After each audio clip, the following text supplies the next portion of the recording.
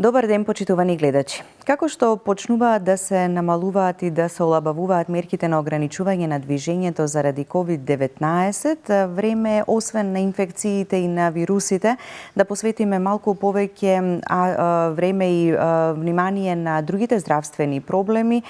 или пак аспекти од нашето здравје кои како да ги подзаборавивме или ги ставивме во втор план во овие изминати месеци како што го живееме животот во епидемијата на COVID-19. Карантинот, ограниченото движење, полицискиот час, големеното ниво на стрес, малата физичка активност и ред други нешта кои што станаа дел од нашето секојдневие, надополнети со неможноста да се живее животот онака како што бил претходно и да се направат редовните прегледи, анализи, лаборатории, скрининзи и редовни прегледи, како да ја зголемува веројатноста од појава и на одредени здравствени проблеми, посебно кај популацијата над 35 години, почнувајќи од покачената телесна тежина, анксиозноста, потоа покачените нивоа на шеќер во крвта, триглицеридите, холестеролот, покачениот крвен притисок. Не сме провериле во каква состојба и какви се, доколку не сме почувствувале и некој симптом, веројатно и не би го направиле истото. Како да се справиме со здравствените аспекти или проблеми кои што се јавуваат во овој посткорона здравствен период или сето она што значи период на олабавување и на овие мерки. Денеска во визита разговараме со Филип Ачковски, магистер по фармација, топ едукатор, регионален менаџер на Фармаес. Добар ден, Филип, добре ни дојдовте во визита и повторно една убава можност да поразговараме повторно за актуелни теми кои што се во фокусот на интересот на нашите гледачи. Добар ден, Билјана. Ти благодарам на поканата. Се надевам дека ќе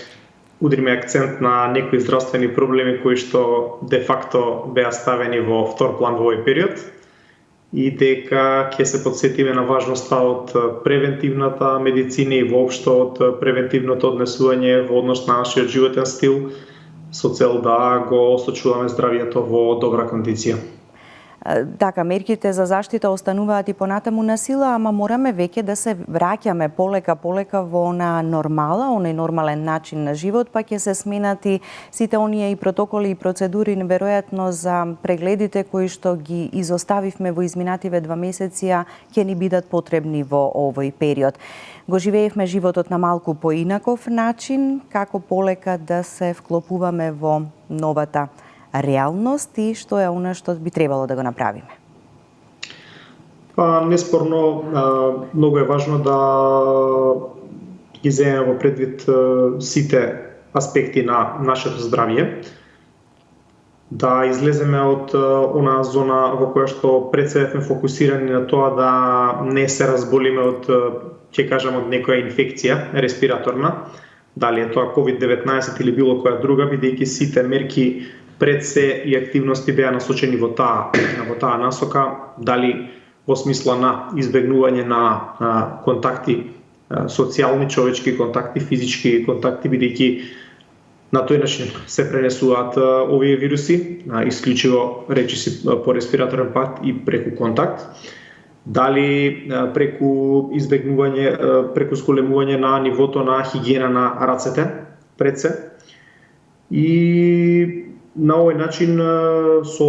кумулирање на големи периоди во период на повеќе месеци, да не забораваме дека зад нас е еден зимски период кога природно луѓето се физички помалку активни, значи не се движат од разни причини или помалку се движат, денот е пократок, временските услови не се погодни, загадувањето е поголемо, значи ние влеговме во еден континуум од за некои луѓе 4, 5, 6 месеци во кои што се буквално затворени дома во најголем дел од денот и сето тоа мора да има ефект врз одредени параметри. Овдека пред се мислам на некои параметри што се во врска со нашето генерално здравје, кои што може да се видат преку стандардни лабораториски анализи, кои што де факто во овој период се избегнува, доколку немаше критична потреба за тоа. Значи, ова долготрајно останување во затворен простор комбинирано со нашата традиционална зимска, ќе ја наречам, масна исхрана, Секако кај добар дел од индивидуите може да се види, можеби и со голо око, а кај некој може да се измери преку зголемена телесна тежина. Меѓутоа тоа не ме загрижува толку многу колку што е самиот процес на покачување на мастите во крвта, пред се мислиме на триглицеридите и на холестеролот, кој што е сигурно случај кај многу пациенти, а кои во овој период немале прилика да направат соодветна контрола. Проблемот со покачените масти, иако е апсолвирани добро познат, не случајно е ставен во една од мерките и целите, да речеме таргетите на нашите матични лекари, нашите семејни лекари, бидејќи превентивата или пронаоѓањето на проблемот, откривањето на овој проблем во рана фаза значително ќе помогне за да се соодветно третира и можеби да се стопира прогресијата на болеста. Покачени масти во долг период се голем ризик за артериосклероза,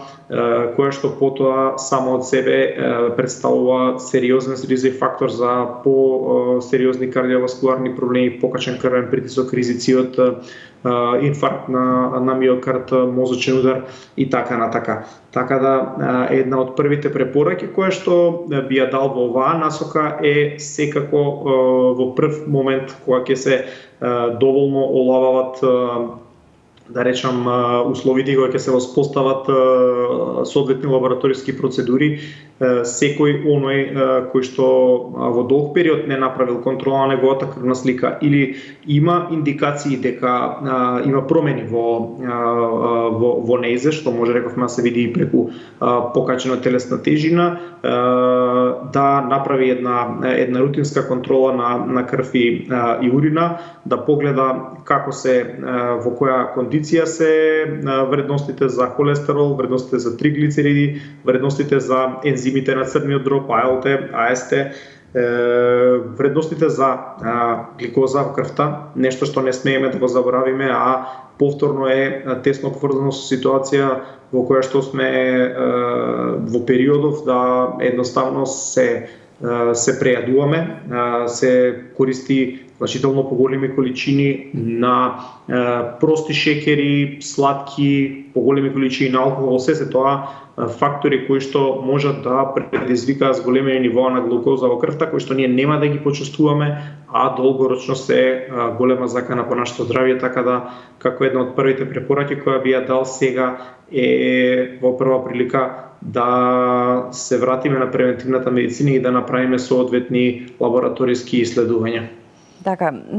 можеби и праксата и досега ни била додека не го почувствуваме симптомот да не направиме ништо, меѓутоа почесто сме се консултирали и со матичните лекари или пак и со други лица, нели, па некој ќе ни даде препорака и ќе направиме во овие 2 месеци, кој од страв, кој заради неинформираност можеби не направил ни лабораторија, ни крвна слика, а таа пак ни ја дава, нели, добрата позиција на она што се случува во организмот, така вредностите и на мастите и на ензимите и на се друго што би значело некаков аларм да се преземе нешто или пак ако е добро, нели, да се продолжи така како што било претходно. Токму така, Билјана, меѓутоа во оваа ситуација едноставно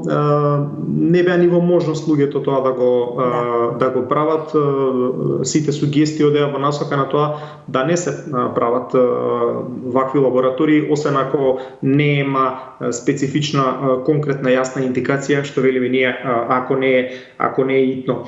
Независно од тоа, дури и во ситуација кога ние немаме, да речам, направено соодветни контроли, одредени индикатори за нарушување на здравјето има и добар дел од луѓето можат тие да ги забележат. Например, покачување на гликозата во крвта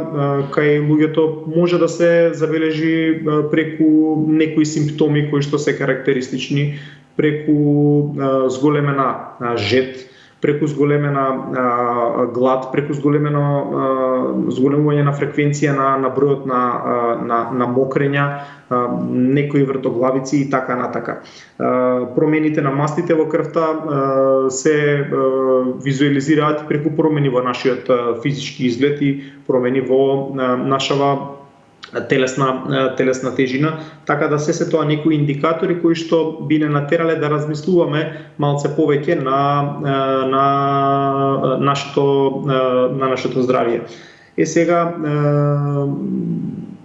веќе ситуацијата е променета, имаме доста по-добро време, да речам, пролете во полнек, имаме поголеми периоди за движење, имаме поголема слобода за движење, се разбира со соодветна заштита кога се движиме во групи или во затворени простори, меѓутоа ние може да го користиме и треба да го користиме надворешно движење и поволното време, зборувам за движење во парк, движење во планина и така натака, за физички активности кои што де факто се критични за надминување на овие проблеми кои до сега ги дискутиравме, а тоа беа проблеми со покачени масти, проблеми со дебелина, проблеми со гликоза, проблеми со функционирање на црниот дроб. Прва од сугестии кои што се дава во овие ситуации е секако зголемена физичка активност. Значи, зголемената физичка активност, ако е континуирана, барем 30 минути на ден, во комбинација со соодветна здрава исхрана, ќе даде резултати на намалување на телесната тежина, што само од себе по своја страна ќе придонесува за намалување на нивото на триглицериди и за намалување на нивото на глукоза, а и за подобро рекуперирање, опоравок на нашиот црн дроб. Така да, покрај овој дел со зголемена физичка активност, што дефинитивно треба да се практикува во овој период, ако немаме проблем со горе наведените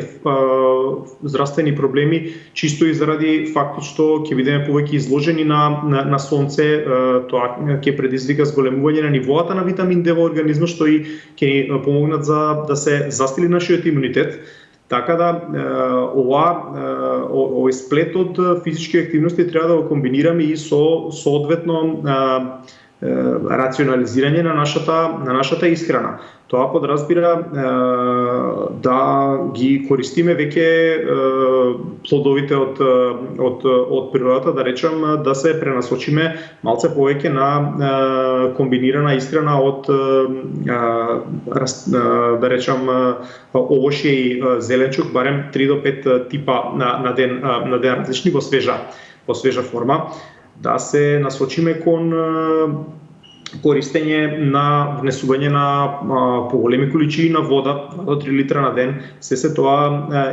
да речем намирници кои што во комбинација со интегрални брашна ќе ни помогнат да го забрзаме нашиот метаболизам. Метаболизмот е критичен фактор за доброто варење на храната, за добриот изглед, меѓутоа и за добриве параметри на добар дел од крвната слика, заради тоа што на страна од тоа што ние имавме период во кој што животот ни беше седечки, да речем повеќе, тоа го наруши и нашиот метаболизам, што подолг период во хоризонтала и метаболизмот забавува не само кај возрастните, туку и кај сите особи и се стигнавме во еден затворен круг во кој што дефинитивно се нарушија добар дел од овие горе споменати параметри, така да важно е да и само заради самиот метаболизам тој да се забрза, а што се постигнува преку комбинација од соодветна здрава исхрана и физичка активност. Така и секогаш генерално препораките се велиме оние кои што веќе имаат одредени здравствени проблеми повеќе да внимаваат, меѓутоа и здравата популација така треба да се насочи кон овие препораки, кон ваквиот начин и ваквиот стил на живот, затоа што може да се случи сега и заради ситуацијата, ова се ни што поминавме, кога ќе се направи некоја анализа кај некого можеби да се појави и покачен шеќер, а претходно немал никакви дополнителни проблеми, но секогаш тука се и високиот крвен притисок и маснотиите и затоа генерално сите треба да бидеме внимателни. Токму така, ние во овој контекст пред се зборуваме за таа здрава популација која што не е опфатена со одредена терапија. Оние кои што веќе имале проблеми и во изминатиот период не се оставени без терапија и тие предпоставувам редовно си ја примаат својата хронична терапија, тие се во комуникација, макар телефонска со својот матичен лекар и овдека нема проблем во контролата. Проблемот се случува пред се кај оние ние велиме индивидуи кои што не знаат дека имаат проблем. Так. А во овој период лоцирањето, превентивното лоцирање на здравствените проблеми беше во втор план. Така да, де факто, тие сега се онаа популација која што треба да обрне повеќе внимание, односно да се потсети на тоа дека ако ние не знаеме дека имаме одреден проблем, не значи дека го немаме тој. И во таа насока пред се да повнимава на својот животен стил, а доколку веќе се забележат одредени промени, треба и конкретно да пристапи со одредени соодветни препарати за да се помогне, за да се надминат овие проблеми. Кога веќе дискутираме за покаченава телесна тежина, залавен метаболизам или покачени масти, ние можеме и конкретно самите да се помогнеме без да при тоа чекаме, да речем, лекарски рецепт, ако има индикација за тоа дека овие процеси во организмот се нарушени. Значи имаме една палета на сигурни, безбедни додатоци во исхрана кои што се потврдени во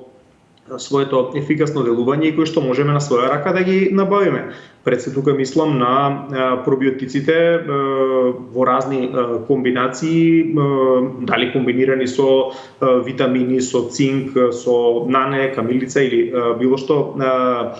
кои други природни компоненти, кои што де факто со бројни студии се потврдени дека може да се земаат во подолг временски период и кои што не само што помагаат варењето на храната да биде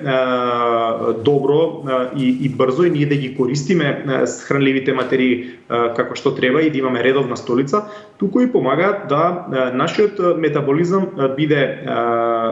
во оптимална кондиција и што подразбира дека во користење на пробиотски комбинации квалитетни во подолг временски период ќе повлие и на нашата става, на нашата тежина, како и на параметрите на масти во крвта. Да се засили овој ефект кон метаболизмот може да помогнат и други, да речем, компоненти. Традиционално се користи јаболков оцет во оваа насока, поготово во овој пролетен период, па на тој начин ќе можеме да си помогнеме да го нашиот метаболизам доведеме во една оптимална состојба. Од друга страна, ако има индикации за покачени масти, ако го покаже крвната слика тоа, зборуваме сега, значи кога мислиме на покачен холестерол, се мисли на покачен холестерол над 5 милимоли на литар, или покачен LDL, значи холестерол со ниска густина или така наречен лош холестерол над 3 милимоли на литар. Тоа се значи параметри кои што треба да не загрижат и при кои што би стартувале со одредена терапија. Во стартот по најновите препораки не се оди директно со статинска терапија, туку може да се користат природни производи од тип на доста популарен моментално и последниве години и влезен во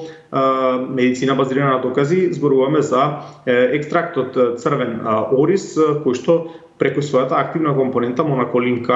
во количина од 10 милиграми на ден значајно делува на стопирање на синтезата на холестерол, а тука може да се надополнат и други, да речем, корисни додатоци во исхраната, како што е артичоката, која што па од друга страна ќе зголеми разградбата на холестеролот, и двете компоненти заедно со омега-3 маслите киселини исто така действуваат и на намалување на ниво на триглицериди во крвта. Така да имаме ние на располагање во денешно време и можности како индивидуални пациенти самите да придонесеме да се подобри нашето здравје, дури и во ситуација кога не можеме редовно да одиме за редовни контроли кај нашиот матичен лекар или да правиме лабораториски контроли како што сме правиле претходно. Така да го споменеме и црниот дроб. Некогаш не сме свесни или не знаеме со она како го живееме животот, што конзумираме, како се однесуваме, како го оштетуваме. Сега во овој период и можеби алкохолот, цигарите, масната храна, сето тоа дополнително би придонело. Апсолутно. Добар дел од нас име јасно дека црниот дроб е една клучна лабораторија за преработка на прецена токсини во нашиот организам. Меѓутоа и покрај тоа често пати го запоставуваме, да бидам искрен, или се ослонуваме на она природна способност на црниот дроб да се регенерира и да се справи со сите тие отрови со кои што ние го храниме на некој начин. Во изминатиот период сите статистики покажуваат дека потрошувачката на алкохол и на прости шеќери, како и на конзервирана храна е драстично зголемена. Тоа се фактори кои што дополнително го оптоваруваат нашиот црн дроб, а го оптоварува и масната храна, како и зголемената, како и прејадувањето. Тоа се фактори кои што едноставно го тераат да работи повеќе и заедно со алкохолот кој што е отров за црниот дроб придонесуваат да дојде до проблеми од тип на замастување на црниот дроб, при што тој ќе загуби својата прочистителна функција или нема да биде во добра кондиција. Тоа е сериозен ризик за сите процеси во организмот. Неслучајно ја споменавме пред тоа артичоката како еден од важните фактори за намалување на нивоа на холестерол и триглицериди. Таа е и важен фактор за забрзување на регенерацијата на црниот дроб, а во оваа насока може да си помогнеме и со други антиоксиданти од тип на силимарин, од тип на витамин Е, значи познати во народната медицина и воопшто меѓу луѓето, кои што би требало да ни помогнат во овој период заедно, повторно ќе повторам, заедно со правилната исхрана, со намалување на внес на токсини, пред се мислам прекин на пушењето цигари и намалување на внесот на алкохол на најниско можно ниво до максимум 100 до 200 милилитри црвено вино, кое што е, да речем, корисно во тие мали количини на ден. Се што е над тоа не ни треба, значи мора да го штитиме и својот црн дроб преку соодветно однесување, а ако сакаме да си помогнеме и на друг начин, тука имаме и веќе споменати природни компоненти од тип на силимарин, артишока, витамин Е и други антиоксиданси кои што ќе помогнат тој да се регенерира побрзо и повторно да се врати во состојба да ги врши своите прочистителни функции во организмот. Така, да продолжи добро да ги врши оние бројни функции, нели? Се извинувам кои што ги има. Стресот беше и ќе продолжи да биде наше секојдневие. Бевме секојдневно изложени на стресни ситуации, а оваа пак состојба дополнително влијаеше на сите нас. Ја зголеми анксиозноста, односно вознемиреноста, кај дел од популацијата, веројатно и проблемите со несоницата, односно нарушувањата во сонот. Што во овој поглед? Дефинитивно, значи овој период и добар дел од психијатрите како еден од секундарните ризици на коронавирус епидемијата и проблемот ги лоцира пред се во зголемување на бројот на психијатриски нарушувања. Од една страна заради методологијата со која што се справувавме со проблемот, а која што вклучуваше и се уште вклучува драматична промена во животниот стил, како што се разбира ограниченото движење, како што се разбира за добар дел од луѓето неодење на работа, како што е неможност за нормално функционирање, нефункционирање на градинки и школи, значи драматично се промени животот и на тоа намалени социјални контакти. Значи луѓето загубија доста од вообичаениот живот, ги загубија своите хобија, ги загубија директните комуникации со своите пријатели, дури и со своите родители, да речам. Така да тоа се сериозни фактори кои што не секој може во еден подолг период да ги поднесе и да биде рамнодушен кон оваа ситуација, особено луѓето кои што се навикнати на висока динамика на живот и на блиски социјални контакти, се најдоа оштетени во овој веќе не краток период и тоа мора да даде своји ефекти, меѓу кои што секако прва и најчест проблем, како и најчесто психијатриско расстройство е секако анксиозноста или анксиозните расстройства, вознемиреност, нервоза, народски кажано. И добар дел од луѓето почувствува симптоми. Симптомите на анксиозноста не се само нервоза и нетрпеливост и бурно реагирање во одредени ситуации. Тоа се само дел од, да речам, психолошките ефекти. Тие имаат и доста изразени соматски ефекти кои што честопати можат во прв момент да се погрешно протумачат како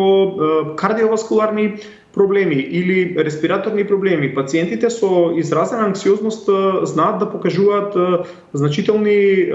покачувања на крвниот притисок, знаат да покажуваат значителни палпитации, чувство на гушење, стомачни проблеми, болки во стомакот, нередовна столица или диареја. Де факто, анксиозноста е сериозен проблем и тој треба да се третира и да се контролира. Сега, на тоа што повторно ќе напоменам, движењето ни е значајно по-ослободено пред некој месец. Треба да се користи таа слобода, таа привилегија или враќање на дел од слободата, се со цел, се разбира, почитувајќи ги препораките како тоа да се прави, да едноставно ние се релаксираме нашиот нервен систем преку движење во природа, во зеленило, преку примање на сончеви зраци кои што се критични за намалување на депресивните мисли и чувства. Тоа е еден дел од да речам начините како да се бориме со овој стрес. Од друга страна, можеби нема да биде тоа доволно за да се избориме и повторно тука имаме одредени природни опции кои што може да ни помогнат да немаат штета за нас. Пред се мислиме на некои стари потврдени во народна медицина производи од тип на валеријана, маточина, пасифлора, шафранот сега е популарен и слично. Значи зборуваме за природни анксиолитици и антидепресиви кои што помагаат да дојде до смирување на нашиот вознемирен нервен систем. Во таа смисла треба да пазиме и на внесовите на магнезиум и на витамините од Б групата, кои се исто така важни за здравјето на нашите нерви, за едноставно да го доведеме нашиот нервен систем во ситуација на релаксираност и помалку интензивно да делува на овие стресни дразби или на оваа значајна промена во животниот стил, со која што дел не се справија најдобро или не успеа да едноставно да ја прифатат и да се прилагодат на неја. Значи на овој начин можеме да си помогнеме да го премостиме овој негативен период, но при тоа ќе напоменам дека од оние комуникации кои што ги имаме со колегите и така натака, за жал многу се зголемени барањата на анксиолитици, бензодиазепини и така натака. Користење на овие препарати, макар што, да речем, брзо покажува ефект во смисла на намалување на седација, пред се намалување на нашата нервоза, па и полесно заспивање, е доста ризично и штетно, особено да го се прави на своја рака, бидејќи дискутираме за потентни лекови кои што користени во подолг период имаат значајни несакани дејства и треба да се земаат исклучиво по препорака од соодветен лекар и во одреден период во кој што треба да се користат во ограничено време. Затоа што секое подолготрајно користење или јас ќе кажам злоупотреба на бензодиазепините и воопшто одредени анксиолитици може да предизвика проблематични феномени на стварање на зависност, феномени на толеранција, значи на потреба од зголемување на дози за да се постигне тој седативен ефект и на тој начин потоа да не можеме да функционираме нормално без нив. Така да треба да се внимава, иако анксиозноста знае да биде сериозен проблем и да не доведе во ситуација да бараме решение по било која цена, треба да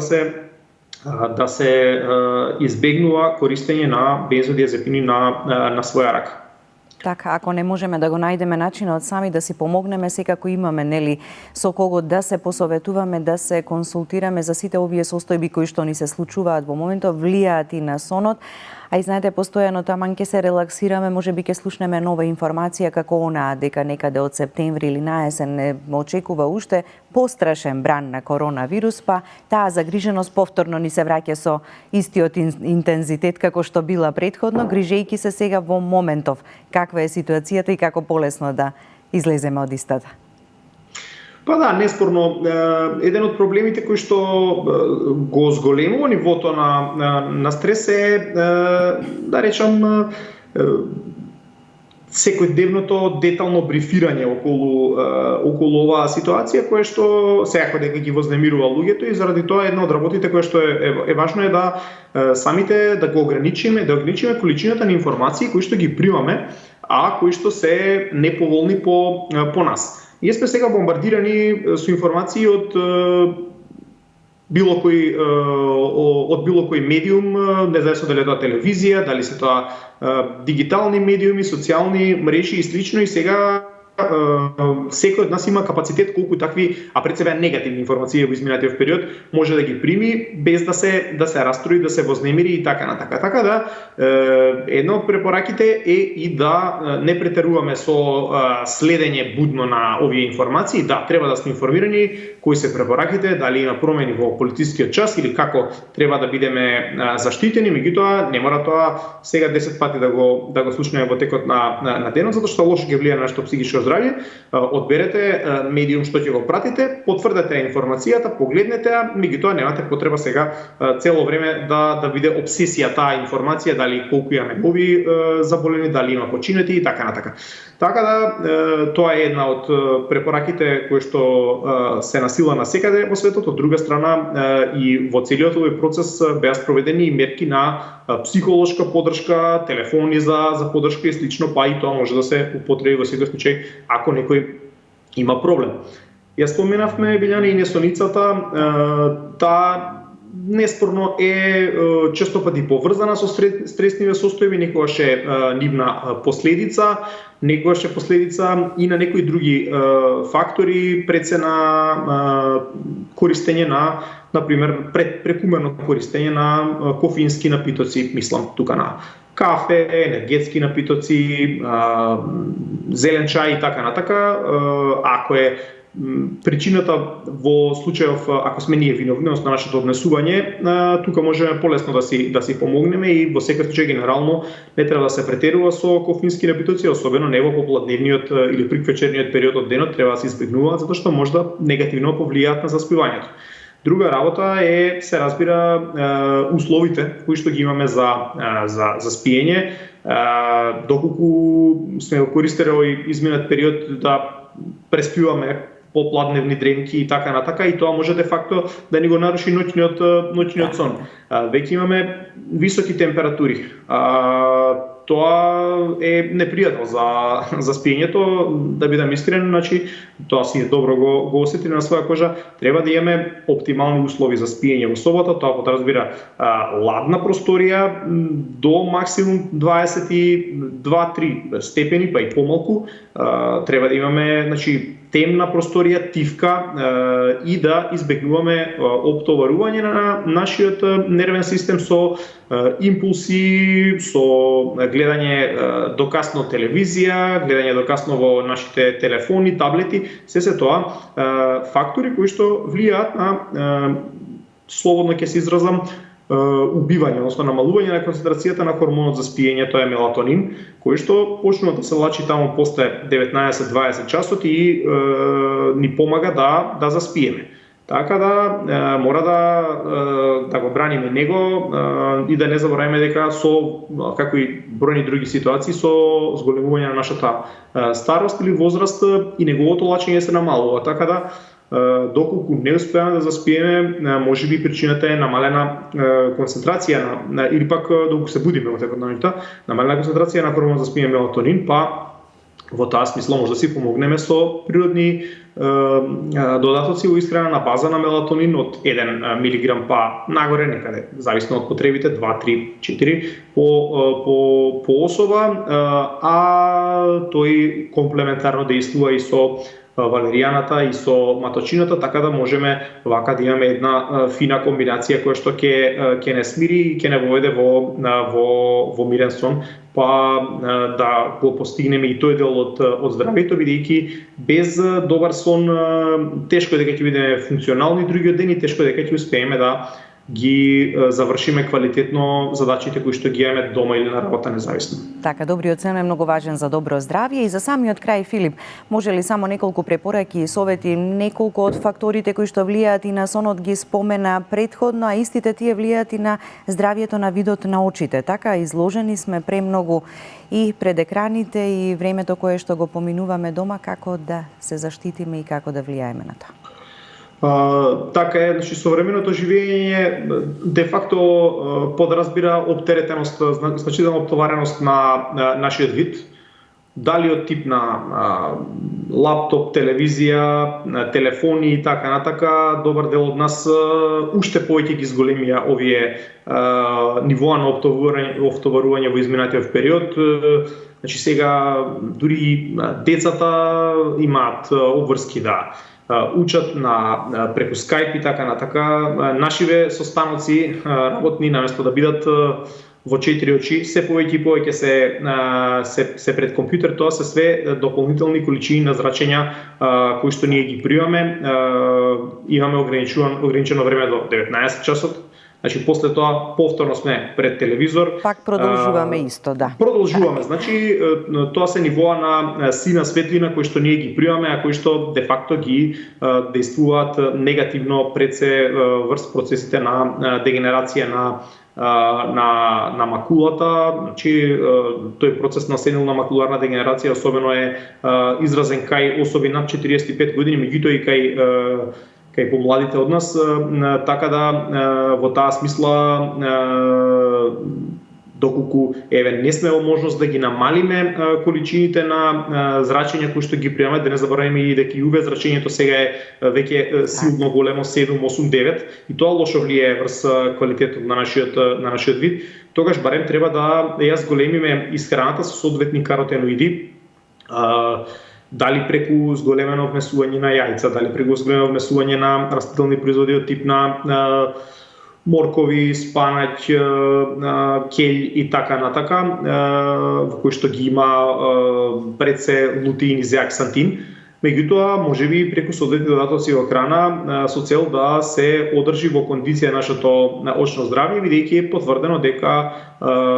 квалитетот на очното здравје во многу зависи од количината на овие каротеноиди кои што се внесува. Конкретно треба да внесуваме лутеин барем 10 мг на ден, зеаксантин 2.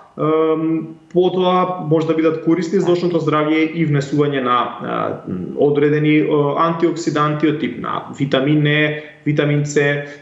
омега-3, масните киселини и така натака. Така да. Филип, ви благодарам. Заклучокот би бил дека мораме да внимаваме и да се грижиме за сите аспекти на нашето здравје, постојано, и да го задржиме и да го унапредуваме сопственото здравје. Ви благодарам за гостувањето во Визита. Благодарам и јас, се слушаме. Почитувани гледачи, благодарности до вас за вниманието со кое не следевте. Останете и понатаму со програмата на Канал 5 телевизија.